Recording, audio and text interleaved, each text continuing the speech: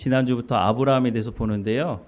아브라함에 대한 내용이 창세기에 상당히 많이 기록되어 있죠. 우리가 아브라함을 다시 한번 살펴보면서 또 아브라함과 관련된 말씀들을 보면서 우리의 삶에 적용할 말씀들을 좀 찾아보고 적용했으면 좋겠습니다.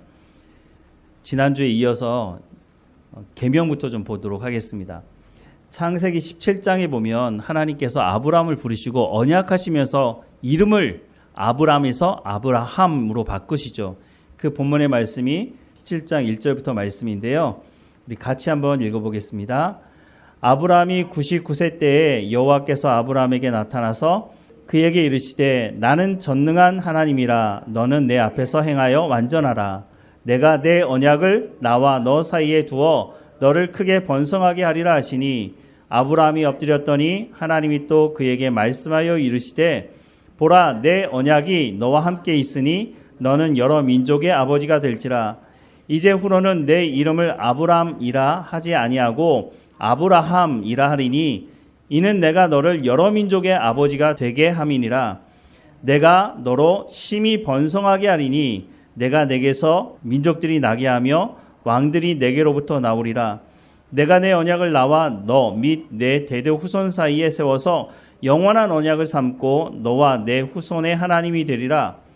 내가 너와 내 후손에게 내가 거류하는 이 땅 곧 가나안 온 땅을 주어 영원한 기업이 되게 하고 나는 그들의 하나님이 되리라. 하나님이 또 아브라함에게 이르시되 그런즉 너는 내 언약을 지키고 내 후손도 대대로 지키라. 너희 중 남자는 다 할례를 받으라. 이것이 나와 너희와 너희 후손 사이에 지킬 내 언약이니라 라고 말씀하고 있습니다. 말씀을 읽으시면서 보셨겠지만 제가 파란색으로 표시해 둔 게 있어요. 왜 표시를 해뒀을까요? 이 언약은 주도권이 하나님께 있다는 거예요. 내가 너에게 하는 언약이다 라는 말씀을 하고 있어요. 그래서 처음 시작이 나는 전능한 하나님이라 라고 시작을 하고 있다는 거죠. 그래서 전능하신 하나님께서 아브라함에게 너는 내 앞에서 행하여 완전하라 라고 말씀을 하고 있어요. 이 말이 무슨 말일까요? 하나님께서 아브라함에게 해주신 이 약속의 말씀을 아브라함은 지켜 행하라 라고 말씀을 하고 있는 거죠. 그래서 내가, 나, 이게 9번이 사용이 되고 있고요. 내 언약이라는 표현도 계속해서 사용을 하고 있어요. 그러니까 아브라함이 뭔가 잘해서 하나님께서 언약을 하시는 것이 아니라 하나님께서 이건 일방적인 선택이라는 거예요. 하나님 왜 나만 구원하셨어요? 내게 가까워 있는 사람을 왜 구원하지 않으셨어요? 이렇게 얘기하는 것은 맞지 않다는 거예요. 이건 하나님의 온전한 선택이고 하나님의 주권이기 때문에 하나님이 누구는 선택하고 누구는 선택하지 않은 것에 대해서 내가 왈가왈부할 수가 없다는 거예요. 하지만 누가 구원을 받고 누가 구원을 받지 못하는지 우리는 알지 못하기 때문에 누구에게든지 우리가 복음을 전해야 한다는 거죠. 로마서 4장 1절부터 3절 말씀해 보면 그런즉 육신으로 우리 조상인 아브라함이 무엇을 얻었다 하리요? 만일 아브라함이 행위로서 의롭다 하심을 받았으면 자랑할 것이 있으려니와 하나님 앞에서는 없느니라. 성경이 무엇을 말하느냐? 아브라함이 하나님을 믿음에 그것이 그에게 의로 여겨진 바 되었다라고 말씀을 하고 있다는 거예요. 하나님께서 정하신 그 언약에 아브라함이 어떻게 했다고요? 믿었다라고 말씀을 하고 있어요. 그 믿었다고 하는 것이 뭐죠? 본토 친척 아비의 집을 떠나라고 말씀하실 때 아브라함이 어떻게 하시죠? 그 말씀 그대로 떠났죠. 이 부분은 이제 좀 뒤에 또 나오니까 말씀을 드리겠지만 어쨌든 하나님께서 주시는 언약은 또 쌍방적인 관계가 있어요. 뭐예요? 아브라함은 그 말씀을 듣고 순종하면 하나님께서 복을 주신다고 말씀을 하고 있다고 하는 거죠. 어쨌든 아브라함이 하나님 앞에 의롭다 칭함받은 것은 하나님의 말씀, 이 언약의 말씀을 믿었기 때문이다 라고 말씀을 하고 있고 이 아브라함의 이름을 그래서 하나님께서 여러 민족의 아버지라고 하는 아브라함이라고 하는 이름으로 바꾸셨다라고 말씀을 하고 있다는 거죠. 아브라함이 해야 되는 것은 순종하는 것이에요. 그런데 억지로 하는 게 아니에요. 하나님이 강요하시지 않아요. 하나님께서 말씀하실 때 우리 가운데도 말씀하시죠. 그런데 강제적으로 너 말 안 들어? 한번 맞아볼래? 이렇게 폭력적으로 하시는 것이 아니라 하나님 말씀하시고 또 말씀하시죠. 사도행전 7장에 보면 아브라함이 하나님의 언약을 처음 어디서 들었을까요? 보통 많은 사람들이 창세기 12장의 말씀이 아브라함이 처음 들었던 언약의 말씀이라고 생각하고 그 말씀을 들은 곳은 하란이에요. 지금 이란의 북쪽에 있죠. 전쟁 때문에 우리가 가볼 수도 없는 곳이지만 어쨌든 그곳에 있을 때 하나님께서 아브라함에게 창세기 12장 말씀을 하셨단 말이에요. 그런데 사도행전 7장에 보면 아브라함이 메소포타미아 갈대아 우르에 있을 때 하나님께서 이미 본토 친척 아비집을 떠나라고 말씀을 하고 있다는 거예요. 그러니까 하나님 먼저 말씀하셨고 그런데 말씀을 듣고 순종하지 않으니까 하란에 있을 때 하나님 또 말씀하셨다는 거예요. 근데 거기서도 아브라함이 말씀을 듣지 않았다면 또다시 하나님 말씀하셨겠죠. 억지로 해서 하나님의 언약의 말씀을 지킬 수는 없다는 거예요. 우리가 예수 믿을 때도 마찬가지 아니에요? 우리가 예수 믿을 때도 누군가 우리에게 협박을 해서 우리가 예수 믿은 거 아니잖아요. 내가 자원함으로 예수님을 나의 구주로 영접하고 내가 주인됨을 고백한 것 아니에요? 그런 것처럼 하나님의 언약의 말씀을 지키는 데 있어서 가장 중요한 것 한 가지는 우리가 자원함으로 순종해야 한다는 것이죠.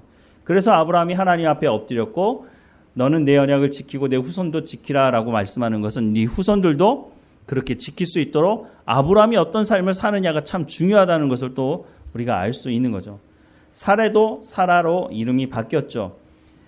17장 15절 이하의 말씀에 보면 하나님이 또 아브라함에게 이르시되 내 아내 사레는 이름을 사레라 하지 말고 사라라 하라. 내가 그에게 복을 주어 그가 내게 아들을 낳아 주게 하며 내가 그에게 복을 주어 그를 여러 민족의 어머니가 되게 하리니 민족의 여러 왕이 그에게서 나리라. 그래서 사레는 영화, 헌화, 개인적 소유의 의미를 담고 있어서 나의 공주라는 뜻도 있지만 사라는 공주, 여왕, 보편적 존귀함의 뜻이 담긴 많은 민족의 어머니 이렇게 이름을 하나님 바꾸셨다는 거예요. 자, 그러면 우리가 아브라함의 믿음의 여정을 좀 이제 쭉 찾아가 볼 텐데요. 가장 먼저 창세기를 보면 하나님께서 아브라함을 부르신 말씀이 있죠. 창세기 12장 1절부터 4절 같이 읽어볼까요?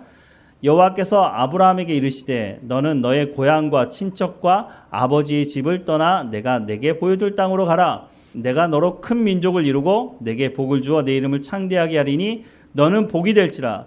너를 축복하는 자에게는 내가 복을 내리고 너를 저주하는 자에게는 내가 저주하리니 땅의 모든 족속이 너로 말미암아 복을 얻을 것이라 하신지라.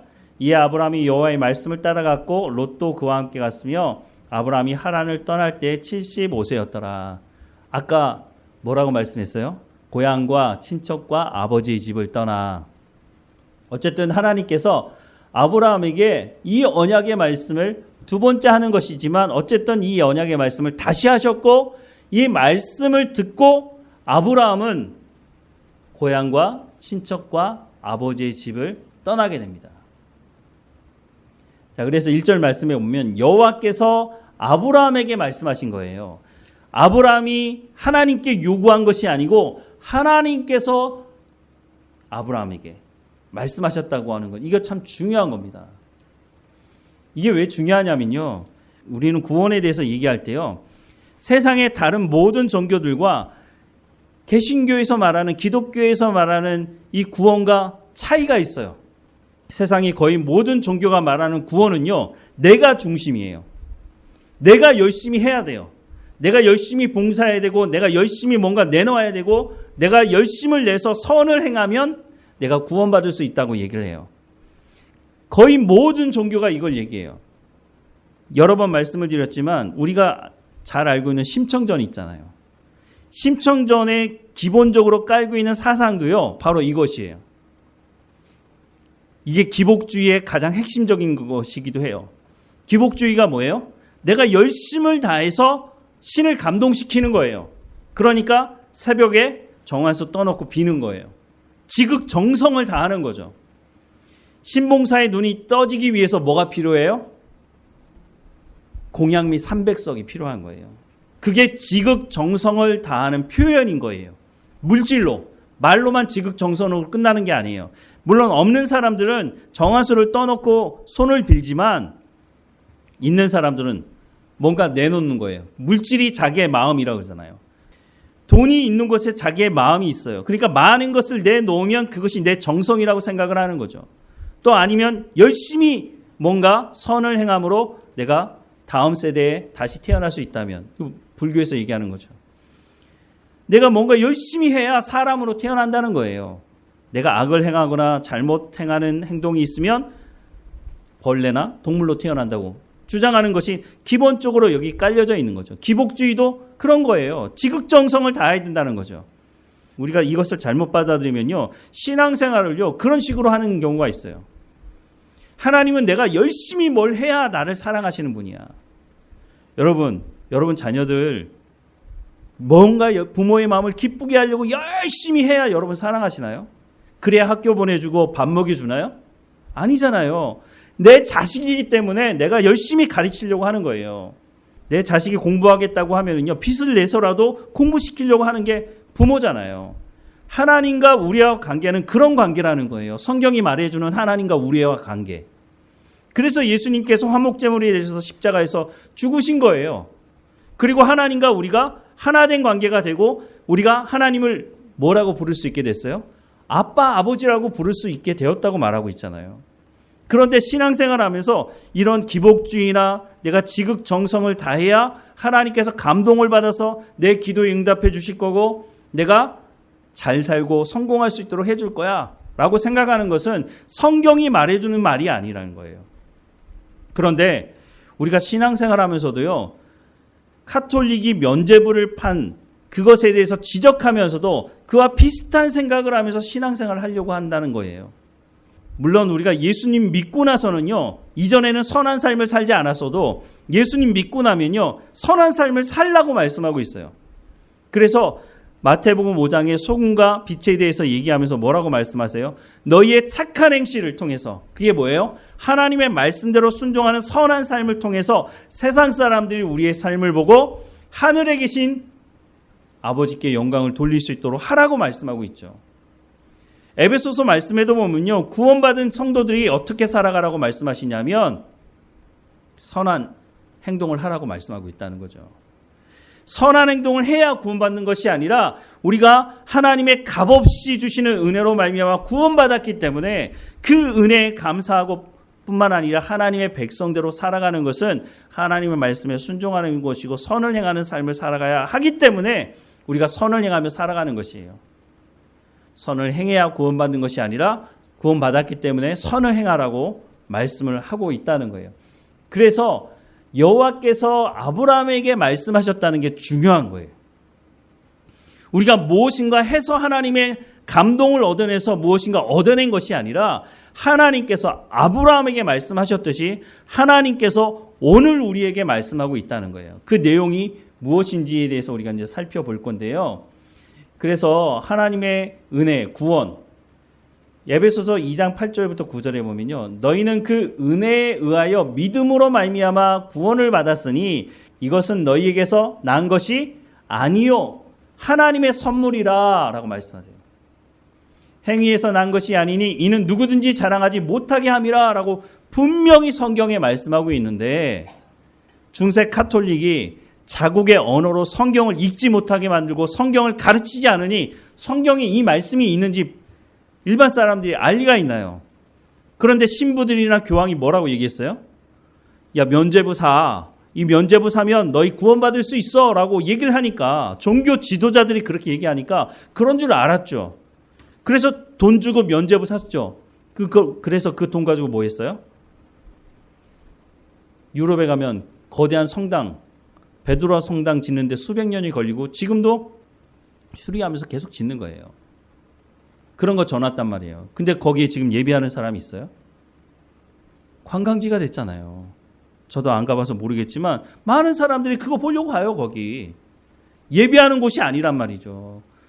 그 엄청난 돈을 가지고 부어가지고 엄청난 성당을 만들어 놓고 관광지로 만들어 놓은 것이 과연 하나님께서 그것을 기뻐하시겠느냐. 여기 분명히 행위에서 난 것이 아니라고 말하고 있잖아요. 전적인 하나님의 은혜로 우리가 구원받았다라고 하는 것을 말씀해주고 있죠. 로마서 5장 6절부터 9절 말씀에도 보면 우리가 아직 연약할 때 기약대로 그리스도께서 경건하지 않은 자를 위하여 죽으셨도다. 경건하지 않은 자 누구예요? 우리죠. 의인을 위하여 죽는 자가 쉽지 않고 선인을 위하여 용감히 죽는 자가 혹 있거니와 우리가 아직 죄인 되었을 때에 그리스도께서 우리를 위하여 죽으심으로 하나님께서 우리에 대한 자기의 사랑을 확증하셨다라고 말씀을 해주고 있어요. 감사하죠. 자, 여기 하나님의 은혜라고 하는 성경의 말씀들이 많이 나오는데요. 도대체 하나님의 은혜의 핵심이 뭐냐? 사전적인 의미로 보면요, 은혜는 사랑으로 베풀어주는 신세나 혜택이라고 기록이 되어 있는데요. 그러면 성경에서 말하는 은혜는 뭐냐? 속죄소가 있어요. 이게 언약궤인데요. 언약궤 위에 보면 두 천사가 날개를 펴서 이렇게 언약궤를 둘러싸고 있는 모습을 하고 있고요. 이 언약궤 상판, 여기를 속죄소라고 얘기해요. 속죄소라는 뜻이 뭐죠? 죄를 속하는 곳이라는 뜻이에요. 그런데 이 속죄소의 다른 이름은요, 시은소 시은좌예요. 베풀시에 은혜은자를 써서 하나님의 은혜가 베풀어지는 곳이라는 거예요. 하나님의 은혜가 베풀어지는 곳을 또 속죄소라고 얘기했잖아요. 그러니까 하나님의 은혜가 뭘 얘기하는 거예요? 죄 용서함을 얘기하는 거예요. 하나님께서 우리의 죄를 용서하시는 것이 은혜다라고 성경은 말씀해주고 있는 거죠. 로마서 3장 25절에 보면은요, 이 예수를 하나님이 그의 피로써 믿음으로 말미암는 화목제물로 세우셨으니 이는 하나님께서 길이 참으시는 중에 전에 지은 죄를 간과하심으로 자기의 의로움을 나타내려 하심이니 라고 말씀하고 있어요. 하나님께서 죄를 용서하시기 위해서 예수님을 십자가에 못 박혀 죽는 자리에 내놓으셨죠. 그래서 십자가에 못 박혀 죽으시면서 피를 흘리셨죠. 죄 용서함을 위해서는요, 피값을 지불해야 해요. 그런데 예수님께서 화목제물이 되셔서 그 피값을 지불하심으로 우리의 지은 죄를 간과하셨다, 용서하셨다라고 말씀을 하고 있어요. 그런데 여기 화목제물이라고 하는 이 말이 뭐냐면 힐라스테리온이라고 하는 헬라어를 쓰고 있어요. 히브리어를 헬라어로 번역한 성경이 70인역 성경인데 이 힐라스테리온을 번역한 히브리어 단어를 보니까 카포레트라는 말을 쓰고 있어요. 이게 뭐냐? 바로 속죄소라는 뜻이죠. 그러니까 예수님께서 십자가의 화목제물이 되셨다고 하는 말이 뭐예요?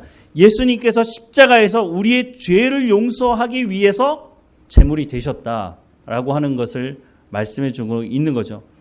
우리가 보통 하나님 우리 가운데 은혜를 베풀어 주십시오라고 하는 그 은혜의 핵심이 뭐라고요? 우리의 죄를 하나님께서 용서하신 것에 대한 것을 말을 하고 있다는 거예요. 그런데 우리는 그것보다 훨씬 더 넓게 생각을 하죠. 물론 은혜가 이것만은 아니지만 은혜의 핵심이 뭐라고요? 죄 용서함을 주시는 것이 은혜의 핵심이라고 말씀을 하고 있다는 것을 우리가 좀 기억할 필요가 있어요. 그래서 하나님이 전적인 은혜로 우리를 구원하셨다라고 하는 그 핵심이 바로 우리의 죄를 용서하시고 하나님의 자녀가 되게 하셨다라고 하는 것을 알 수가 있는 거죠. 그리고 하나님께서 뭐라고 말씀하셨느냐? 너는 너의 고향과 친척과 아버지의 집을 떠나라고 말씀을 하고 있다는 거예요. 아브라함은 죽을 때까지 그래서 고향으로 돌아가지 않아요. 아브라함이 살 때 어려움이 없었던 거 아니에요. 우리가 타 지역에서 살다가 어려움이 있으면요, 부모님한테 전화를 하든지 고향에 한번 가고 싶다 이런 생각들을 하게 되는 게 일반적인 것 같아요. 그런데 하나님께서 아브라함에게 고향과 친척과 아버지의 집을 떠나라고 했을 때 아브라함은 75세에 고향을 떠나서 다시는 고향으로 돌아가지 않았다고 하는 것을 성경은 말씀해 주고 있어요. 그런데 왜 아브라함은, 보통 사람들은 어려움을 당하면 고향에 가볼까? 좀 내 마음을 풀어놓고 이야기할 내 고향의 식구들을 찾아가 볼까? 이런 생각을 할 텐데 왜 그렇게 하지 않았느냐는 거예요. 하나님께서 고향과 친척과 아버지의 집을 떠나라고 말씀을 하셨지만 다시 고향으로 돌아가라고 말씀하지 않았다는 거죠. 하나님의 말씀을 따라서 아브라함이 쫓아갔다고 말씀하시는 그 의미가 저는 그렇게 받아들여져요. 하나님께서 만약에 야, 너 이렇게 힘든데 너 고향에 잠시 갔다 와라, 몇 달 좀 갔다 와라 이렇게 하셨다면 아브라함이 갔을 수도 있겠죠. 근데 아브라함에게 하나님은 그런 말씀을 하신 적이 없다는 거예요. 떠나라고 하는 이 말은 완전한 단절을 말하는 거예요. 자기가 지금까지 살아왔던 모든 삶을 다 정리하고 이제는 내가 다시는 그 삶으로 돌아가지 않겠다고 하는 거예요. 그래서 오직 하나님만 의지하며 살아가겠다고 하는 말이죠. 언약의 말씀을 믿고 온전히 순종하는 삶을 말하는 것이죠. 창세기 15장 4절부터 6절 말씀에 보면 여호와의 말씀이 그에게 임하여 이르시되 그 사람이 내 상속자가 아니라 내 몸에서 날 자가 내 상속자가 되리라 하시고 그를 이끌고 밖으로 나가 이르시되 하늘을 우러러 무뼈를 셀 수 있나 보라. 또 그에게 이르시되 내 자손이 이와 같으리라. 아브라함이 여호와를 믿으니 여호와께서 이를 그의 의로 여기셨다라고 말씀을 하고 있어요. 아브라함이 자손이 없는 거예요. 분명히 하나님께서 대를 이어가면서 한 민족을 이루겠다고 말씀하시는데 아니 아들이 있어야 뭘 그걸 해결할 거 아니에요. 그런데 아들을 주시지 않고 나이는 계속 먹어가니까 아브라함이 야 그러면 내 집에서 길려온 종 하나 참 괜찮은 종 하나 있는데 이 사람에게 모든 상속권을 넘겨야겠다 이런 생각을 하는 거예요. 아브라함 나이가 적지가 않아요. 75세에 부름받아서 떠나서 상당한 나이가 있잖아요. 그러니까 자기가 언제 죽을지도 모르고 그러면 상속자를 일단 선택을 해놔야 되겠다 이런 생각을 한 거죠. 그래서 하나님께 요구하는 거예요. 하나님 나한테 자식이 없는데 그러면 내 집에서 키운 이 종에게 상속자가 되게 해주십시오. 그랬더니 하나님 뭐라고 말씀하세요? 아니라는 거예요. 그러면서 밖에 나가서 하늘의 무뼈를 셀 수 있나 보라. 네 자손이 이와 같게 될 것이다 라고 말씀하고 있어요. 자식을 주거나 하나님 그렇게 얘기하시지 자식도 안 주면서 하늘에 있는 별처럼 내 자손이 있겠다라고 하면 그 믿을 수 있겠습니까? 믿을 수 없죠. 그런데 아브라함은 어땠다고요? 믿었다라고 말씀을 하고 있습니다. 왜요? 아브라함은 하나님의 말씀을 믿고 떠났기 때문입니다. 자, 떠났다고 하면 그러면 어떻게 살아야 하는가? 우리가 고민해 볼 필요가 있죠. 우리가 예수 그리스도를 믿었다면 이제 이 땅에 살면서 우리는 어떤 삶을 살아가야 되는가 하는 고민이 안 될 수가 없는 거죠. 왜냐하면 세상은 바뀐 게 하나도 없고 나는 바뀌었다고 얘기하는데 나는 바뀌었다고 얘기하지만 바뀌지 않은 세상에 살아가야 하거든요. 그러면 그 속에서 나는 어떻게 살아가야 되는지 충돌이 있을 수밖에 없으니까. 그러면 성경이 뭐라고 말씀하느냐? 골로새서 3장 1절부터 10절 말씀에 그러므로 너희가 그리스도와 함께 다시 살리심을 받았으면 위의 것을 찾으라. 거기는 그리스도께서 하나님 우편에 앉아 계시느니라. 요한복음 1장 1절에 보면 태초에 말씀이 계시니라. 이 말씀이 하나님과 함께 계셨으니 이 말씀은 곧 하나님이시라. 누구죠? 예수님을 얘기하죠. 예수님이 바로 하나님의 말씀이라고 성경은 말씀하고 있죠. 위의 것을 찾으라는 이 말은 하나님의 말씀을 찾으라는 거예요. 하나님의 말씀을 구하라는 거죠. 위의 것을 생각하고 땅의 것을 생각하지 말라. 이는 너희가 죽었고 너희 생명이 그리스도와 함께 하나님 안에 감추어졌음이라. 그러므로 5절 말씀에 그러므로 땅에 있는 지체를 죽이라. 곧 음란과 부정과 사욕과 악한 정욕과 탐심이니 탐심은 우상 숭배니라. 이것들로 말미암아 하나님의 진노가 임하느니라. 바로 음란과 부정과 사욕과 악한 정욕, 이 탐심, 우상 숭배 때문에 하나님의 진노가 임한다는 거죠. 너희도 전에 그 가운데 살 때에는 그 가운데에서 행하였으나 이제는 너희가 이 모든 것을 벗어버리라. 곧 분한과 노여움과 악의와 비방과 너희 입에 부끄러운 말이라. 너희가 서로 거짓말을 하지 말라. 옛사람과 그 행위를 벗어버리고 새 사람을 입었으니 이는 자기를 창조하신 이의 형상을 따라 지식에까지 새롭게 하심을 입은 자니라 라고 말씀하고 있습니다. 우리가 구원받은 백성이기 때문에 이제는 어떻게 살아가라고요? 위의 것을 찾으라고요. 하나님의 말씀을 구하라고요. 그 말씀으로 어떻게 하라고요? 내 생각을 새롭게 해야 된다는 거예요. 그렇지 않으면 어떻게 된다는 거예요? 음란과 부정과 사욕과 악한 정욕과 탐심, 우상 숭배를 하는 옛사람의 삶으로 돌아갈 수 있다는 거예요. 그러니까 내 생각을 완전히 바꾸지 않으면 내가 이 땅에서 하나님의 백성으로 살아가기가 만만치 않다는 거죠. 그래서 떠났다고 하는 것은 바로 이런 삶을 살아가야 된다라고 하는 것을 말씀해주고 있다는 거죠. 또 우리가 기억해야 하는 것이 하나님 찾으시는 예배자로서의 삶을 살아가야 하는 것인데요. 요한복음 4장 23절에 보면 아버지께 참되게 예배하는 자들은 영과 진리로 예배할 때가 오나니 곧 이때라. 아버지께서는 자기에게 이렇게 예배하는 자들을 찾으신다라고 말씀하고 있어요. 우리가 예수 그리스도로 말미암아 구원받은 백성이라면 하나님께 이제 예배하는 삶을 살아가게 되는데 영과 진리로 예배할 때 하나님께서 찾으시는 예배자로서의 삶을 살아갈 수 있다는 거예요. 영과 진리로 예배한다는 게 뭐예요? 성령을 통해서 하나님의 말씀을 깨달아 아는 삶을 살아가는 것이라고 말씀하고 있죠. 그래서 마태복음 6장 33절에는 그런즉 너희는 먼저 그의 나라와 그의 의를 구하라. 그리하면 이 모든 것을 너희에게 더하시리라 라고 말씀하는데, 그의 나라와 그의 의를 구하는 게 뭐예요? 바로 하나님의 말씀을 듣고 순종하는 삶을 의미하는 거죠. 로마서 12장에서도요. 그러므로 형제들아 내가 하나님의 모든 자비하심으로 너희를 권하노니 너희 몸을 하나님이 기뻐하시는 거룩한 산 제물로 드리라. 이는 너희가 드릴 영적 예배니라. 너희는 이 세대를 본받지 말고 오직 마음을 새롭게 함으로 변화를 받아 하나님의 선하시고 기뻐하시고 온전하신 뜻이 무엇인지 분별하도록 하라 라고 말씀하고 있어요. 죽어있는 제물이 아니라 산 제물로 제사를 드리라는 거예요. 너희 몸을 하나님이 기뻐하시는 거룩한 산 제물로 드리라. 이 말이 무슨 말이죠? 우리의 삶을 통해서 하나님의 백성다운 삶을 살아내라는 거예요. 우리가 어떻게 이 세대를 본받지 않고 오직 마음을 새롭게 함으로 변화를 받아 하나님의 선하시고 기뻐하시고 온전하신 뜻이 무엇인지 분별할 수 있겠습니까? 무엇을 가지고요? 하나님의 말씀을 가지고. 우리가 어떻게 하나님의 선하시고 기뻐하시고 온전한 뜻이 무엇인지 우리가 어떻게 알아요? 우리가 세상에 살면서 어떻게 하나님의 마음을 기쁘시게 할 수 있는지 어떻게 알 수 있어요? 성경을 통해서 세상을 분별할 수 있고요. 하나님의 말씀에 순종함으로 하나님의 마음을 기쁘시게 하는 삶을 살아갈 수가 있다고 하는 거예요. 그것이 바로 하나님 찾으시는 예배자의 삶이고 구원받은 백성으로서의 삶을 살아가는 것이다 라고 하는 것을 분명히 말씀해 주고 있는 겁니다. 그래서 우리가 예배할 장소가요. 물론 매 주일 또 수요일 새벽 예배 모여서 이곳에서 예배하지만 우리가 이곳에 모이는 시간보다 우리의 가정에서 일터에서 살아가는 시간이 훨씬 더 많아요. 그곳에서도 하나님을 예배하는 삶을 살아갈 수 있는 것은 내가 하나님의 말씀을 듣고 순종하는 삶을 그곳에서 살면 하나님 찾으시는 예배자로서의 삶을 거기서 살 수 있다는 거죠. 창세기 2장 24절에 보면요. 이러므로 남자가 부모를 떠나 그의 아내와 합하여 둘이 한 몸을 이룰지라 라고 말씀을 하고 있어요. 떠나는 것, 부모로부터 떠나는 것 뭘까요? 물론 먼 거리 직장이 있어서 떠나기도 하지만 부모로부터의 독립을 얘기하는 것인데요. 바로 결혼을 얘기해요. 결혼을 통해서 독립된 가정을 꾸릴 것을 말씀하고 있어요.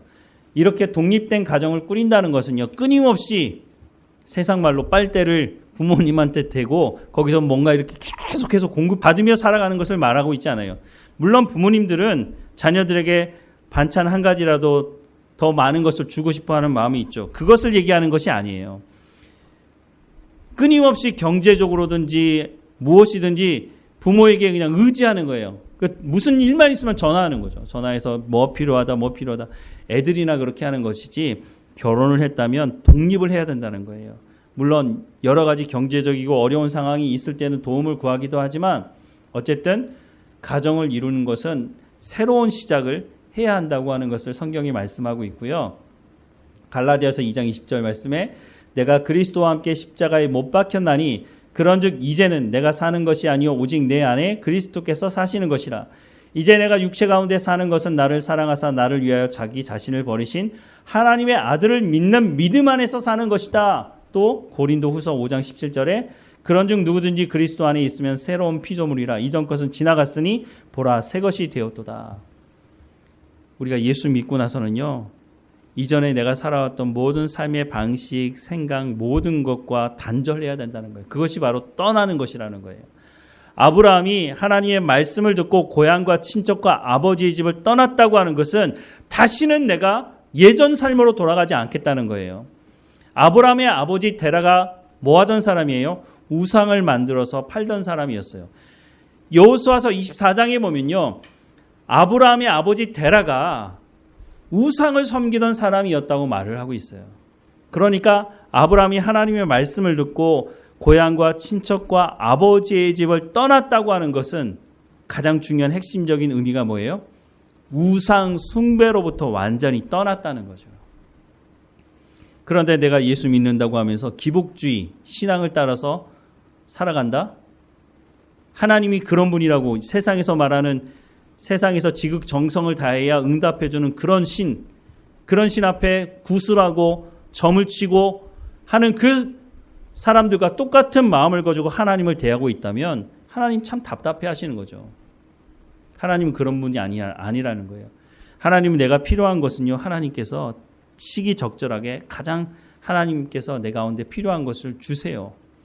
물론 우리가 구하는 것이 문제냐, 하나님께 뭔가 구하는 것, 그럼 하지 말라는 얘기야. 그것을 말하는 것이 아니에요.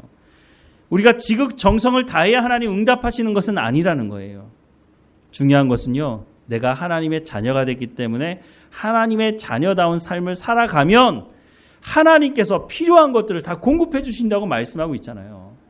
아까 봤던 마태복음 6장 33절에 뭐라고 말씀하세요? 먼저 그의 나라와 그의 의를 구하라. 그러면 뭐라고요? 이 모든 것을 너에게 더하신다고 하나님 약속하고 계시잖아요. 근데 그 말씀 앞에 뭐가 있어요? 먹는 것, 입는 것. 이건 이방인들이 구하는 것이다. 그러니까 하나님의 말씀을 듣고 순종하는 삶을 살아가는데 열심을 내라는 거예요. 오늘, 지금. 그러면 하나님께서 필요한 것들을 다 채워주신다는 거예요. 물론 내가 아프면 하나님 여기 아파요. 치료해 주세요. 이렇게 얘기할 수 있고 구할 수 있어요. 하지만 내가 하나님의 백성으로 살아가지 않으면서 하나님 이거 필요해요. 저거 필요해요 하면 하나님께서 그것을 응답해 주시는 것이 오히려 내 가운데 저주가 될 수 있다는 거예요. 하나님의 백성으로 살아가면서 내가 그것을 다룰 수 있는 실력을 갖추는 것이 더 중요하다는 것이에요.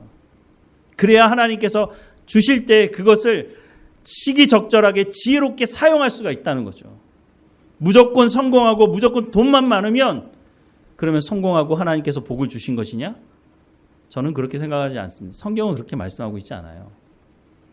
하나님께서 그 사람에게 필요한 것을 필요한 양만큼 주시는 겁니다. 그래서 1달란트 필요한 사람에게 5달란트 주지 않는 거예요. 5달란트를 다룰 수 있는 사람에게 하나님께서 1달란트 주시지 않아요. 5달란트를 사용할 수 있는 사람에게는 하나님 5달란트를 주신단 말이죠. 그런데 1달란트 가진 사람이 열심히 살지 않으면서 하나님 5달란트 왜 나한테는 안 줘요? 나한테도 좀 주세요. 만약에 하나님께서 그 사람에게 5달란트를 줬다. 그러면 그 사람은 망하는 길을 삽니다. 타락하는 삶을 살아가기 일쑤란 말이죠.